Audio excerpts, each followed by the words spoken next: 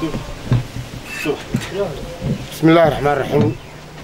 سيدا ودوقتين بوح الله حكومي ورقيسكي هاتف يلا بدي مسؤول قدوميها يوسف عبد القوبي يا أحمد عقي أحمد علي عقي واحد فتري قد ورقيسكي واحد لقوا حكومي صدح صنعوا حرقة كنت المليون جناحة يرقصدي ورقيسكي والله النقدي وأرهن أن حتى حيرك صحافة مركي لقيت حيرك عقاب تقول واحد كله ينتظر شرعي يقانا جناح للجناح واحد وبدن لح مليون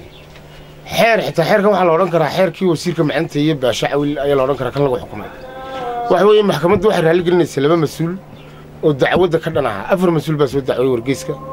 شجرها طلوع الله اللي حيت من حلبان وباقي حكومة دينا كنا قنت حيرك صحافة سوماليلاند النمبر كيسي هاي 27 أو لك 2004 waxaan ku rajooynahay marka ay fasax ka soo noqdaan golaha wakiiladu in lagu soo sameeyo mooshin sharci jibin xukuumadda jibisay xeerkii saxaafadda iyo xeerarkii ay ku dhaqmoodo dhan marka waxaan leenahay daneeyaasha caalamiga ah ee reer Soomaaliland daneeya iyo cid kasta oo xorriyatul qowlka u dooda in ay dhageystaan dhawaaqa lagu diidan yahay xukunka sharci darrada ah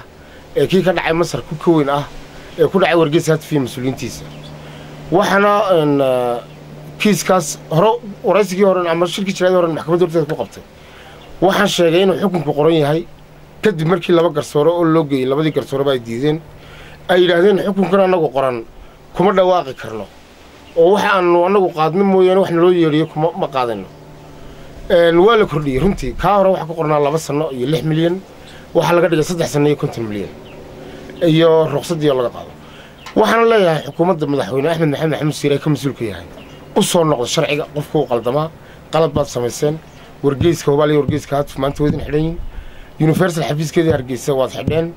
waxaan leeyahay saxaafadda madaxa bannaan hal la xaq dhowro oo dastuurka iyo dimuqraadiyadda hal eego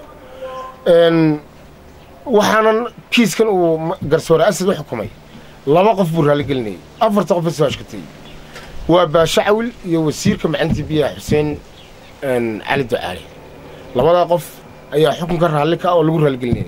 markii boqortooyooyinku dalalka qabsadaan waxay sameeyaan hebel baa xanaaqaya la raaligeliya la yiraahdaa waxaad moodeen ku noqonayno sidii siyaad barre iyo diktatoriyadii iyo wixii inay dib inagu soo noqonayaan marka madaxweynaha waxaan leeyahay madaxweyne dimuqraadiyad baa lagu doortay dimuqraadiyadda burburin waa taad ku nooshahay waa taad dawladda ku tahay waa taad madaxweynaha ku tahay daraato la reeyta hadal yidhi haddii uu madaxweynuhu diido shuruucdeeda aanu soo saarno buu yidhi isagana digreetadiisa la diidi doona taasanu aysanay